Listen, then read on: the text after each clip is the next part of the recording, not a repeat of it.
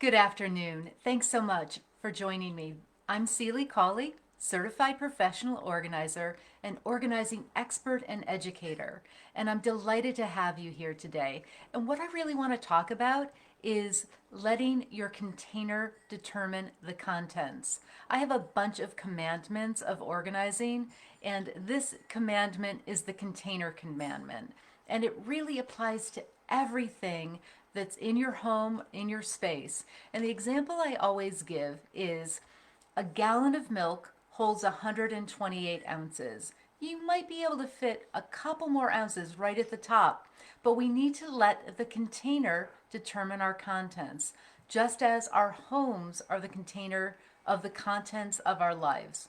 So, if we use this commandment and apply it to our homes, I'd like you to think about in your refrigerator. Your refrigerator can only hold so much food. And I see so often people go and buy an extra fridge for the basement or the garage, where I think unless you have a really big family and shopping is difficult, it makes more sense to let your container determine the contents. So you only have as much food as fits in your refrigerator. Another great example is your drawers or your bookshelves. I want you to have a dedicated number of bookshelves in your home, and then I want all of the books in your life to fit on those bookshelves. I don't want to see piles of books places. I don't want to see double stacking if we don't have to do that. Truly, let the container, the bookshelf, determine the contents, the number of books that you're going to keep. Same thing with your closets. You can only fit so many clothes in your closet. And if possible, try to have all of your clothing in the closet that you have, not to have to switch out dramatically from season to season. I find that living in the mid Atlantic, we will have a 90-degree day one day and a 40-degree day the next day. So it's best if you can keep all of your clothing available to access, with perhaps the exception of your swimwear, cruise wear, or your ski clothes that you only wear on a skiing vacation, or your special occasion clothes. Those don't have to be in your closet, but kind of summer, fall, winter, all of the varieties, except for what's really on the edges, should be available in your closet. And you need to let the size of your closet determine the contents that it's holding. Another example of this is just our homes in general. We as Americans have so much stuff in storage. There's more square footage of storage in America than there are square footage of Starbucks in America.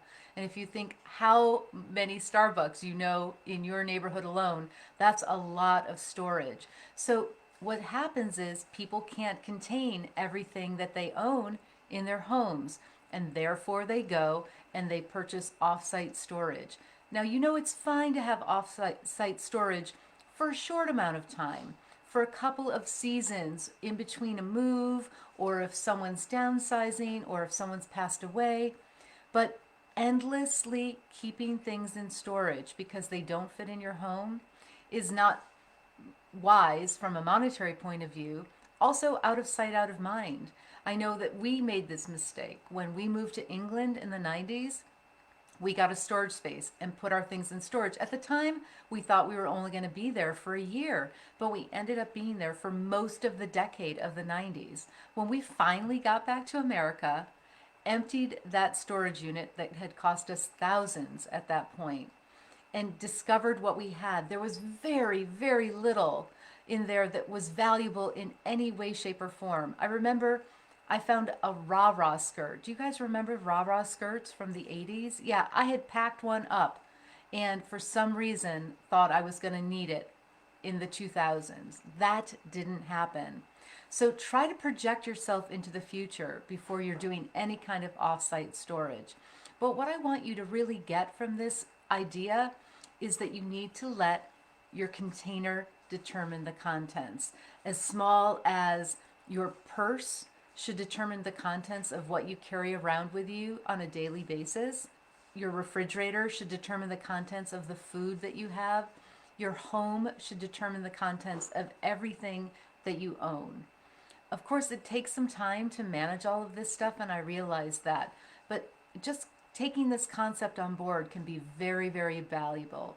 So the concept is, and this commandment of organizing is, let the container determine the contents and try to keep the contents within the container.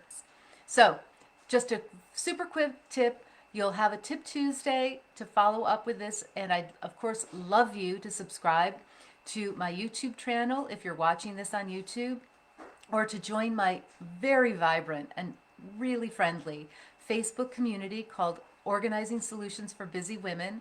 Chances are you are busy women, and we are there to help you. I'll leave this to say I'm C.Lee Cawley from Simplify You, and I thank you so much. Bye-bye.